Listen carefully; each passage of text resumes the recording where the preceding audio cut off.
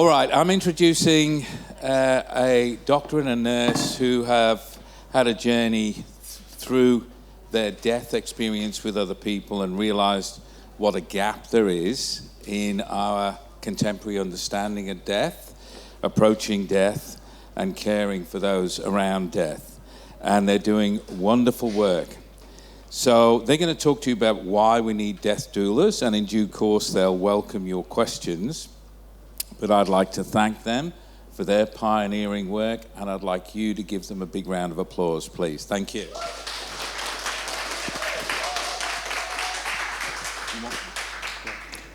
Hello everyone and welcome to Awaken. My name is Anne and this is Clay Spencer, and we're part of the Full Circle End of Life Matters team located in the northern beaches of Sydney. We also service the northern Sydney region as well. Today we're going to be talking about the role of a death doula and supporting the journey home. Some of you may not have heard of a death doula or an end-of-life doula, whom is someone who supports someone to die well. So death is not the only journey we all share, but most of us arrive unprepared. It's really a collective lack of preparation. Can you see the screens? Great. So why death doulas matter? What if your final chapter could be planned with as much care as a wedding or a birth? We reclaim death from fear, confusion, and silence. And we transform it into something truly intentional, personal, and deeply meaningful. You can really think of us as I've lost the sound. Hello? Can you hear me? Yes. Sorry. You can think of us as event planners for life's final transition, like a concierge service. So what many of you may not know is that medical professionals present for only 5% of the time towards the end-of-life journey. The other 95% of time is actually at home and in our communities, with conversations that occur within that environment. We walk beside families in the mess and the beauty of it all. We don't replace medical teams. We're here to walk alongside them, and we fill the gaps that they can't, the presence.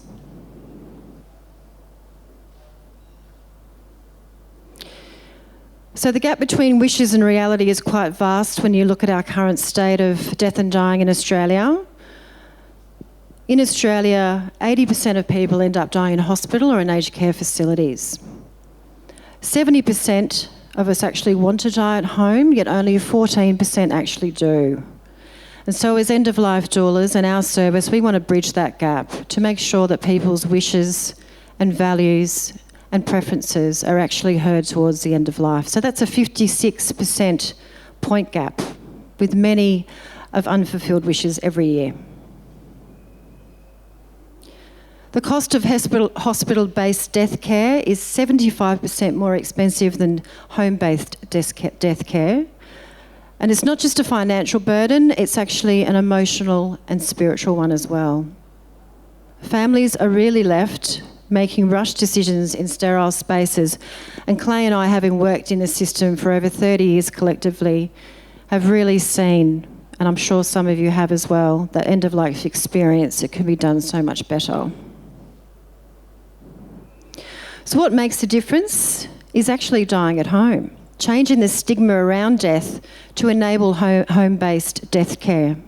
Surrounded by the people that love you, with familiar music, favourite smells, hands held, having those deep, meaningful conversations in your own environment, rituals that are honoured, and stories that are told. And I'll pass over to Clay. So I thought it might be worthwhile talking about some of the ancient roots, not just of death doulas, but of how communities have managed death in ages past. So from sacred guides to holistic practitioners. So in some parts of the world today, but also across the world for thousands of years, death was often not seen as a medical event. It was seen more as a natural event. And it was seen as both communal and sacred. And communities often turn to death guides. So that would be someone, we use the word shaman, although it's much, there's different versions of that word across all cultures. But there'd be someone that would be in the community that would be turned to in times of death and dying. They might be the elder, a soul midwife, or a psychopomp, for those that don't know what a psychopomp is. That's for that, that individual who has a sacred connection between this realm and the realm beyond. So these community members would be revered, held in high esteem, and would walk alongside the dying. So these roles were central, respected, and woven deeply into the cultural fabric. Give some examples here. In ancient Greek, we mentioned the psychopomp. So Hermes guided souls to the afterlife. Tibetan Buddhism has a very rich culture around death. The Tibetan Book of Dying, many of you have probably read. It's a really dense, thick book, hard to read. But it talks about, in the most detail I've ever seen, about the transition. So the Tibetan monk, appropriately trained, would sit alongside the dying patient, and even after death, and that might go on for weeks, where they'd sit there and they'd talk the patient through. So the individual would be passing over and would face wrathful and benevolent deities, and it would be a path that needed to be followed. So again, that was a very important part of helping for the transition for the soul or spirit. And also Indigenous Australian, First Nations, deep listening, ancestral connection, and ceremony. So there's a very rich culture within Australia, in ancient Australia, that reveres death and also connects it in with deeper learning around dreamtime. African tribal cultures, reunion with ancestors and community rituals, and the Celtic traditions, which are my ancestors. There would be vigils led, lamentations, and even in modern days in the Irish culture, the idea of the wake. So not just seeing death as a negative thing, but celebrating the good times. So throughout history, there have been a version of death doulas. So someone in this realm, appropriately trained and gifted, who could walk alongside the individual. So modern resurgence, and I'll be tested with the font on this one. So after the age of 50, I've got to move closer. So we'll see if we can get. That's all right. I can probably read it. It's better. Good. Okay, that's a 50-year-old font. Okay, so modern resurgence. So what Anna and I are trying to do, we're trying to reach back into times lost, or ancient times, and start to bring back the approach to death. So we're seeing death as being more of a community event or a community responsibility rather than a lonely individual one. It's not a private tragedy, it's something almost to be celebrated. Dying was accompanied by honoured care. Modern medicine, and obviously I'm part of that, have been for 30, 25 years, has medicalised death in a lot of ways. So we talk about language around fighting cancer. I lost my father, where did you lose him? So it's all this negativity around it. And we don't often use the language that's affirming and positive as well. So we've stripped death of ceremony, meaning and connection. So there's a modern resurgence, and you can see it here. I'm not the only one talking about it, but it's here at the Awaken conference. It's here every time I step out the door now. And we're starting to reclaim these timeless views, this ancestral memory. And people are hungering, I think, for a soul-centred dying experience. Families, they often enter, either taken by surprise, even if they know that their loved one is dying. When they actually die, it's a different story. Things start to fall apart very quickly. So families can often feel unprepared, and the individual dying can often feel unprepared. So this is where we're building this service model to allow people to enter into this new experience, this altered state, I call it, fully prepared. So what the doulas can do today is to help to bridge that medical, spiritual, and practical. So bring the sacred back to dying. They can also help people discover what's meaningful to them and cater for different cultural needs. And Anne already touched on it, but with Australia's ageing population, this is going to become more and more relevant every hour. So we're not trying to replace, Anne and I both work in the medical system, we're not trying to replace. The medical system certainly has had some major achievements, but there are definite gaps I think we can probably all agree on. And so with this new model of care, we're looking to bridge those gaps. So it leads on to the next slide. So complementing medical care. So bridging clinical support and human meaning. So although I've been talking about the spiritual aspects, also respecting the medical, but there is a way that we can bring the two together. The World Health Organization talks about spiritual dimension being one of the domains of health, but we often forget that. Doctors 120 years ago would walk alongside the patient. They'd accept the patient was dying, the patient would accept they were dying, and the doctor would pay the home visit with the doctor's bag and just sit there and just comfort the family. We're looking at how we translate information between medical staff and families. So for Anne and I, we speak the medical lingo. We can translate it into lay speak, which is often very helpful. Advocating for comfort and dignity. So when a patient receives their diagnosis, it's often quite shocking. They often don't have the chance to take it in. So Anne and I can take the time to explain what it means. And we're looking at ensuring patients' wishes guide their care, and also being there when medical staff can't. So I said 120 years ago, the doctor would pick up their doctor's bag, they'd deliver a baby in the morning, and they'd go and see one of their patients who's dying in the afternoon. We've lost a lot of that now. So we're looking at how can we spend time alongside, in the bedside of the patient's home as they die. Support between professional visits, helping families navigate healthcare systems. You're given a diagnosis that your family member's dying, and then you're asked to turn up at RPA on Monday morning at 9 o'clock. You've got to find parking. So there's all these sorts of challenges that make it even harder as we're nearing more and more towards death. But most importantly, I think that we want to make sure that the dying person has a voice. So they get to, if they want to die at home, then we want to try and help them do that. If they feel as though they haven't got the pain relief they need, then we want to help make sure that their voice is heard. And the idea is that my dream is to allow as many patients as possible to approach death with meaning, no fear, and as little pain as possible. Thanks, Clay. Thank you. So what do doulas actually do? We demystify the practical, emotional and spiritual needs of the dying and support their families through transition. So it's important to note that some of the physical changes that occur with death is the body has a natural withdrawal process. It's important for all of us to know what that may look like, what it sounds like, and what it actually is to alleviate any fear that Clay mentioned. The body knows how to die. There are changes in breathing. It can be rapid, shallow, changes in appetite. People tend to stop drinking and eating up to 10 days before they die. Consciousness.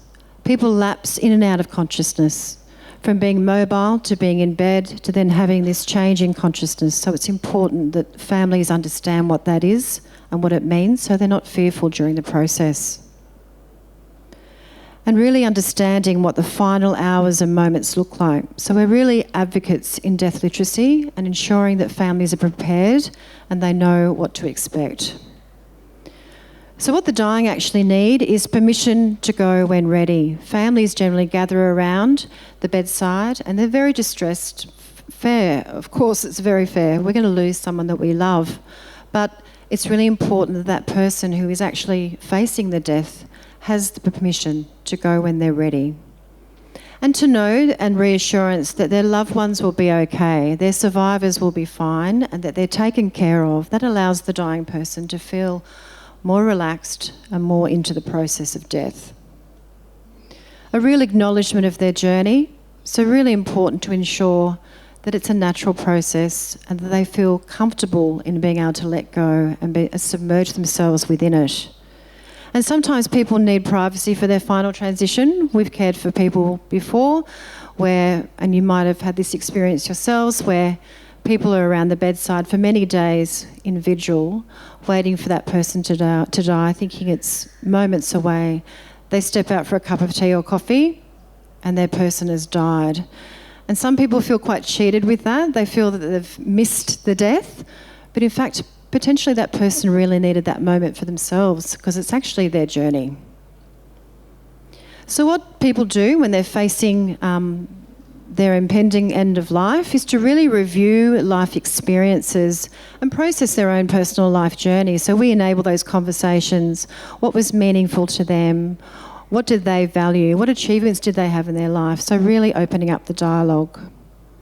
People tend to also process any unfinished business to make sure that their affairs are in order. I know with my own grandfather, before he even died, and we didn't even know he was unwell, he had all these affairs sorted, all his paperwork on the table, and we couldn't understand why.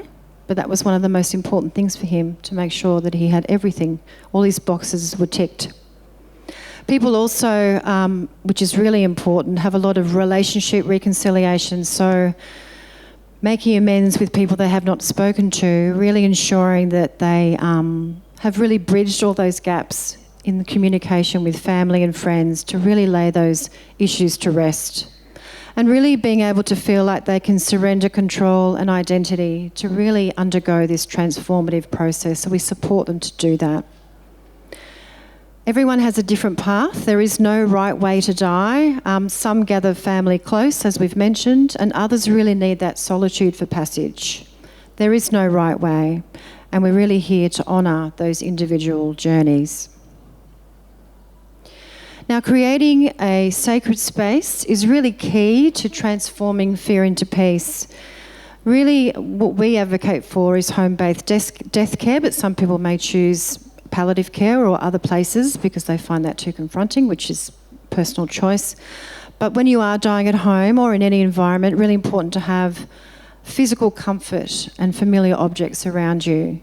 Your own bed, your own doona, your personal effects. It's really quite a personal journey.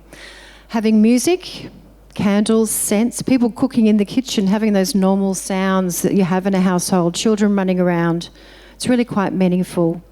And also managing that medical equipment that really does dominate in the clinical environment, which we've experienced many times. Covering things up, covering up the syringe driver for pain relief, just really making it more of a home-based, comfortable environment. And incorporating nature elements if possible, a room facing a window. If someone can't get to that, then providing something visual that makes them feel quite connected to the environment. Now, creating an emotional and spiritual space is really important because it really enables an authentic end-of-life experience. Not only are people quite distressed with grief, particularly anticipatory grief, knowing that the death is approaching, but how can we potentially look at it as a cause for celebration, really honouring that person and really making their life felt worthwhile? So we are very experienced actually at creating a space for whatever arises, what emotions come up, whatever needs to be discussed. And the gift of calm presence cannot be emphasised enough. Sometimes families, justly so, are very distressed and they're ensuring that they're caring for their loved one and they're fussing and doing all the beautiful, caring, lovely things, but sometimes no words need to be spoken, and having that calm gift of presence really does make a huge difference to people.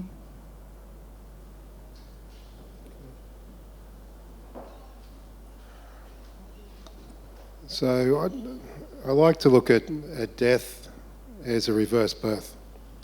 So from a psycho-spiritual point of view, when one is born, we take on an ego. When we die, we release that ego.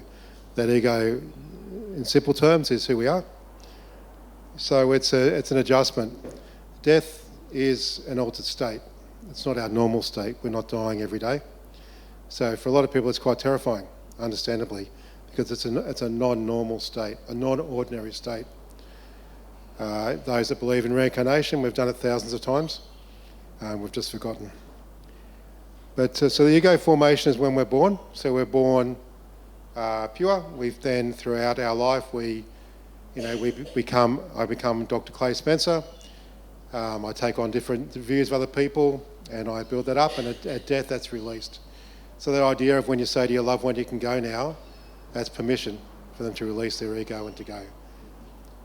So the journey is really from one state of being to another. To a shaman, the death is actually the birth. The shaman will actually say, we're dead, we're all dead now. We're in this death state, we haven't been born yet, which completely reframes the thinking. But the belief is that at death, that's when we actually have the opportunity for true birth. So the role of witnesses and supporters, I think one of the most agonising things to do is to be left to die alone. And I think that a lot of people do. And even if there are lots of people around, they're still dying alone. So having people that love you nearby, it can be so beneficial. And what matters more than words is actions. So the crossing process, physical indicators, Anne's already touched on. The Tibetan Book of Dying, or the Tibetan Book of the Dead, talks about the symbolic communications. So it says in the book that these are all projections of the mind, but it talks about these wrathful and beneficial deities or benevolent deities and how to negotiate. And it's about the work you've done in this life through meditation and whatever else. You can get to a point in Tibetan Buddhism there, you can get to the point where you've dissolved your ego long before death. Once you do that, in the 100 years ago, 200 years ago, Tibetan lamas, Tibetan adepts, could actually consciously die. So they would choose a day, on this day, at this time I'm going to die, and the belief is that they create a rainbow body, so they would turn into pure light. So without the ego, we're regarded as pure light, trapped light. So the death before death. So my background, I'm a medical doctor, but I'm also a psychedelic therapist, assisted therapist, particularly psilocybin, but also a prescriber of medicinal cannabis. And I do both of those because of my interest in death and dying. The cannabis is an opportunity for those that are dying to have a euphoric medicine that helps dramatically with their pain versus an opiate that can cause severe constipation, somnolescence and everything else. But what I'm really interested in, and this is before the federal government at the moment, is the death before death. So using psilocybin as a way of managing death anxiety. So psilocybin, for those that have had an experience with psychedelics, is an altered state. So it's familiarising someone with the idea of an altered state, the anxiety that's produced for the first half hour, but the experience in itself. So it's psilocybin, not just psilocybin, but other medicines have a place in preparing us for death. And I think that's what a lot of cultures have done throughout history, from an early age, a little bit, and then more and more as you get older. Just so that you're prepared for death. It's a death preparation. Deep spiritual transformation often precedes physical death. We've all heard about deathbed confessions. We've heard about deathbed realisations. The running joke that no one ever wishes they'd spent more time at the office on their deathbed. So these are things that are all real, that we start to realise what's important, but often too late. So it's about preparing, and as Anne said, get your affairs in order, but not just financial, but also make amends for that estranged son or daughter, or at least try to, before you pass. Some gather family close for the journey. I think most would, but some don't. But others need solitude, and I think that Anne touched on this too. Ultimately, it's a very personal experience. When you say you can go now, mum, or you can go now, dad, from that moment on, it becomes very personal. They're transitioning. This is the altered state. It's almost like they're holding on to hear those words, and the words are very powerful. That you say, and that the last thing that goes is the hearing. So the very last second, all that's left, there's no sight, there's not even any cognition or thought, but there's hearing. So you've all heard of those stories, and I've had them personally, when they're waiting for the son or daughter to arrive, and they arrive, you can go now, mum, and mum goes within seconds. So there's a lot here that we're only touching on, but there's a lot more to it. And honouring the mystery and individual nature of each death. So just as we need support day to day, we also need support as we're transitioning. Yep.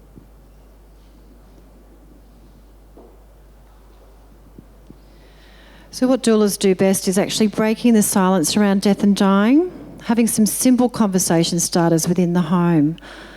So what's mattered to you most in your life? What's important to you? What would you want people to remember about you? Having those conversations is really key to start to open up the dialogue, to find out what that person's wishes and preferences are. We work with grief, and it can begin before death occurs, the anticipatory grief we spoke of. We also support families, including the dying person, and we normalise any feelings that arise. Hearing beyond words is a really key element of our work. We can sit and talk and listen, but being able to prompt that really important discussion points that we know and feel are in the room, we're quite skilled at being able to elicit those unspoken fears and hopes for the future, to really process that information that's really critical for someone to communicate before they pass.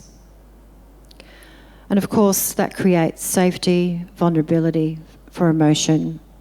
So when words fail, we've talked about silent presence, really important, and meaningful touch when appropriate. So if someone is a toucher, we're all touchers generally, we're humans, we love that. Continue to show that touch, love that person, tell them how valued they are, how much you love them. And so we facilitate that within the family. So we're there, we surround the family, we advocate, everything's based on their wishes, but we are there for them to walk forward to be with their person in that family unit. So as I said, space for various expressions of love and loss, and also important to include children. We have this real shame around death and dying. Children should be safeguarded from it and not involved in the process. And why shouldn't it be a normal process, which it is a normal process, that children are running around playing and do what children do. They can decorate a shroud or a coffin. I've been in a hospital environment before where we were waiting and waiting for someone to die, and a child rushed in and said, "God, are they dead yet?" You know? And we're all like, "No." Had a bit of a laugh, and then, it was, back to the vigil. But, children are funny, they bring that light-hearted energy, and they're part of our community. So why not teach them early that death is actually normal? So it's important to craft meaningful goodbyes and create legacy and ceremony around death. And we support people to do this as well within the home or in their environment of choosing. Some people record live view recordings, capturing stories and wisdom.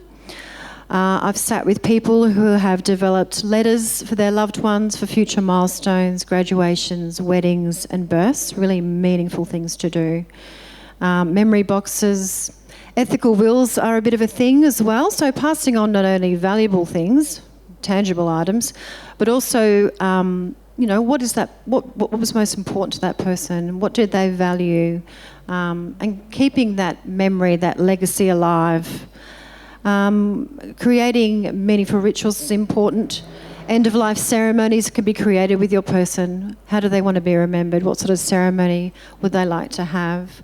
Families can also participate, and we really advocate for this as death doulas, end-of-life doulas, is after-death care. So when someone dies at home, we support the family to do those really beautiful rituals like washing and bathing the body, anointing the body, making sure that all of the things are removed that are clinical. And did you know that in New South Wales you can keep a body legally at home for up to 5 days? So we really do support that ritual of after-death care in the home as well, and also family-led funerals for those who want to support and have, I guess, their own control and, just do what they would like to do within their home in relation to a funeral. We honour cultural, spiritual traditions. We also suggest alternative to burial, so sustainable and alternative practices, but of course it's up to the individual and their family what their choices are, and we advocate, of course, for those things. So the power of ceremony transforms ordinary moments into sacred ones, provides structure during the chaos of it all, and creates really lasting memories for survivors.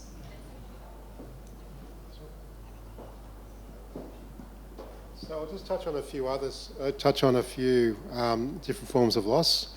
So I'll start with the overlooked losses. So I think in my experience at least, there are quite a few deaths that are either unacknowledged or underappreciated, the impact that they have on people. I think pregnancy loss and miscarriage, so dreams that never were fully formed. I think that we have a early loss doula.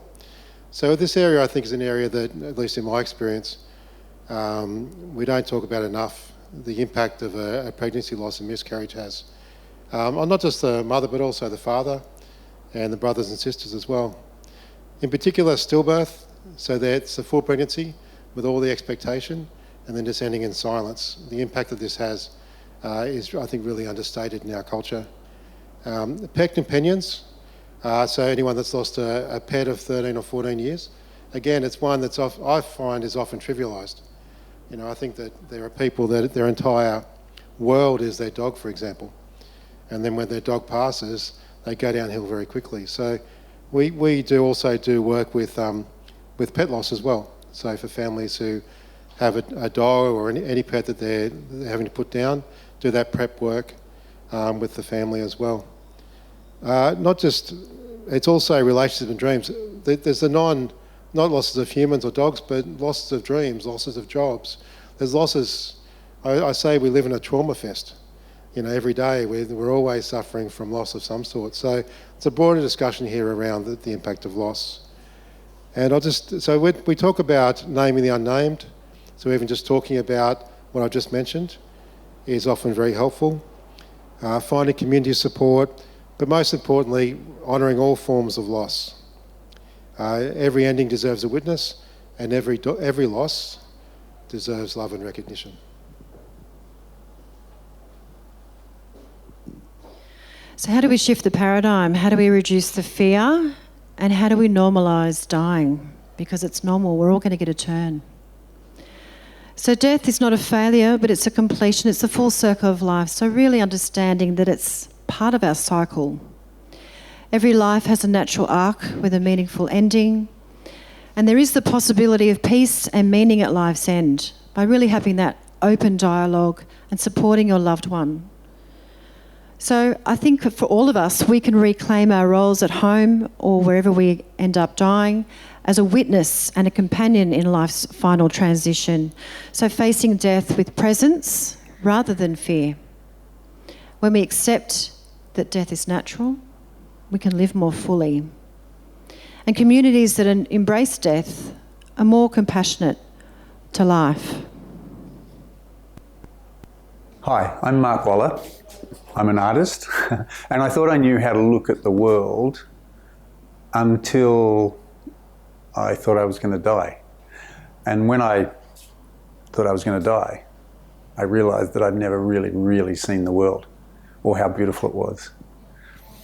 So 8 years ago, I collapsed with tumours, multiple tumours in brain and lungs, tumour the size of a peach, and had emergency brain surgery, and of course all of the treatments that come with that. But at the time I thought I had 9 months tops. Dr. Google was very informative.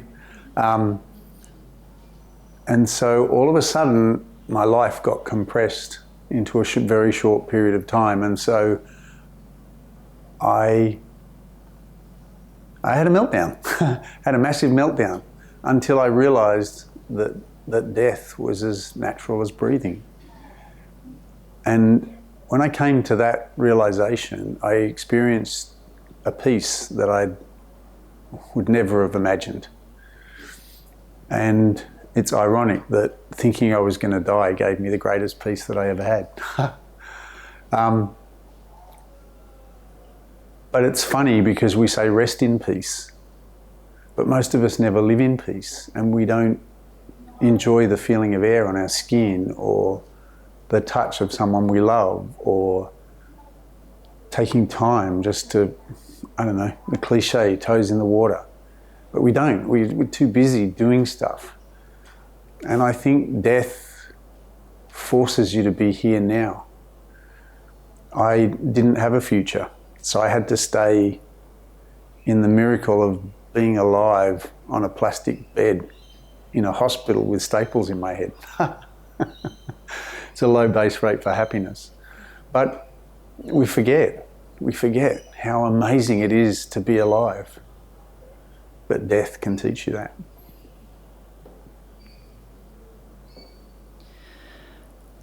So let's start the conversations with loved ones about our values, fears and wishes. Please create or update an advanced care directive and consider planning out your end-of-life wishes with intention and care. Ask some questions to your friends and family at home. How do you want to be remembered?